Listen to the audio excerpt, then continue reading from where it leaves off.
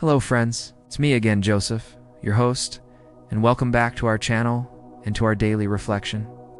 Today is Tuesday of the 4th week in Ordinary Time, and we're going to explore some amazing stories from the Bible that teach us about faith, love, and hope, especially when things get tough. Let's dive into our readings for today. The first one comes from the 2nd book of Samuel. It's a very sad story about King David and his son Absalom. Absalom had rebelled against his father, the king, which caused a lot of pain and conflict in the kingdom. In the story, Absalom is fleeing on a mule when his long hair gets caught in the branches of a big tree. He's left hanging there, and tragically, he is killed. When King David hears the news, he is heartbroken. He doesn't celebrate the victory. Instead, he weeps for his son, saying, "My son Absalom. My son Absalom. If only I had died instead of you, Absalom. My son, my son." David's deep sadness shows us a father's incredible love. Even though Absalom had betrayed him and caused so much trouble, David still loved him. This reminds us of God's love for us.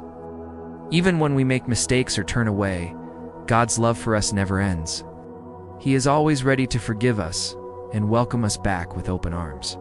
David's grief teaches us about the power of mercy and the importance of forgiving those who have hurt us. Even when it's incredibly difficult, it reminds us that love can exist even in the midst of pain and broken relationships. Our psalm for today, Psalm 86, is like a heartfelt prayer from someone who feels weak and needs God's help. The psalmist says, "Incline your ear, O Lord, answer me, for I am afflicted and poor." It's a prayer of total trust. The person speaking knows they can't do it alone and turns to God, confident in His kindness and mercy. This psalm is a beautiful reminder for us.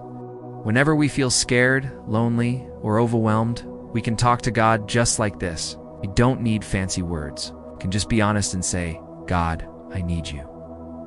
And the psalm assures us that God listens. He hears our cries and wants to bring peace to our hearts. Now, let's turn to our amazing gospel story from Mark.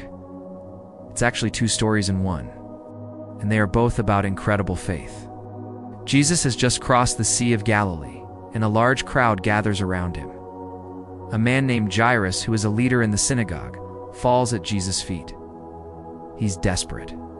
He begs Jesus, "My little daughter is at the point of death. Please, come lay your hands on her, that she may get well and live."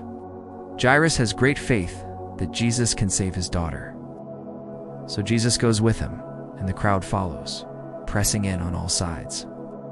In this crowd, there's a woman who has been suffering from a bleeding issue for 12 long years. She had spent all her money on doctors, but nothing helped. She only got worse. She heard about Jesus and thought, "If I can just touch his clothes, I will be healed." This was her small act of great faith. She reaches out through the crowd, touches Jesus' cloak, and immediately she feels the healing power. She is cured. Jesus feels the power go out from him and stops. He asks, "Who touched my clothes?" The disciples are confused. They say, "You see the crowd pressing around you, and yet you ask, 'Who touched me?'" But Jesus knew it was a special touch, a touch of faith. The woman, trembling with fear and joy, comes forward and tells him the whole truth. Jesus looks at her with such kindness and says, "Daughter, your faith has saved you. Go in peace and be cured of your affliction." He not only heals her body, but also gives her peace. He calls her daughter, showing how much he cares for every single person. But while this is happening, someone comes from Jairus' house with terrible news. They tell him, "Your daughter is dead. Why trouble the teacher any longer?" Imagine how Jairus must have felt. His hope was crushed. But Jesus overhears this and says to Jairus, "Do not be afraid. Just have faith." This is one of the most important messages for us today. Even when things seem hopeless, Jesus tells us not to be afraid and to keep trusting him. They arrive at the house, where everyone is crying and mourning. Jesus says, "Why all this commotion and weeping? The child is not dead, but asleep." Some people laugh at him, not understanding his power. Jesus sends them out and takes the girl's parents and his closest disciples into the room. He takes the little girl by the hand and says in Aramaic, "Talitha kum," which means, "Little girl, I say to you, arise." And immediately, the 12-year-old girl gets up and starts walking around. Everyone is completely astonished. Jesus then tells them to give her something to eat, showing his practical care even after performing a huge miracle.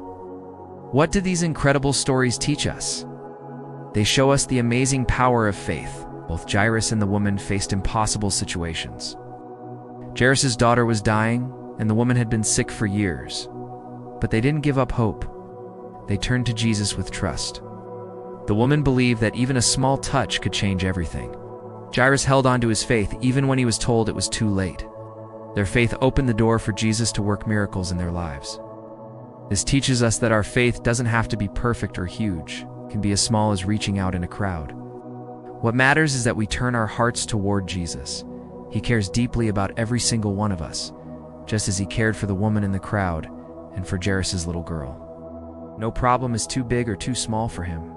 These readings also show us that God's timing is perfect. Jesus took the time to stop and heal the woman, even though Jairus was in a hurry. It might have seemed like a delay, but Jesus knew what he was doing. He wanted to show his love to both of them. This teaches us to be patient and to trust that God has a plan, even when we don't understand it. So, how can we apply these lessons to our own lives? First, when we face a difficult relationship, like David did with Absalom, we can pray for a heart of forgiveness and mercy. We can ask God to help us love even when it's hard. Second, like the woman with the hemorrhage, we can reach out to Jesus in faith. We can go to him in prayer, trusting that he hears us and cares about our struggles. And third, like Jairus, we can choose to have faith even when we feel afraid or when a situation seems hopeless. We can remember Jesus' words, "Do not be afraid, just have faith." Let's finish with a short prayer. Lord, thank you for showing us your incredible love and power. Help us to have faith like the woman who touched your cloak, and like Jairus who trusted you with his daughter.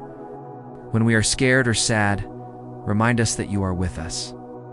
Help us to forgive others as you forgive us, and to trust in your perfect plan. Guide us every day to live with hope and love. Amen. Thank you so much for joining me today. I hope this reflection brings you hope and strengthens your faith. Remember to share these stories with your family and friends. We'll see you next time. Don't forget to like, share, and subscribe for more daily reflections. Take care, everyone. Stay safe and healthy as usual. Bye for now, and God bless you always.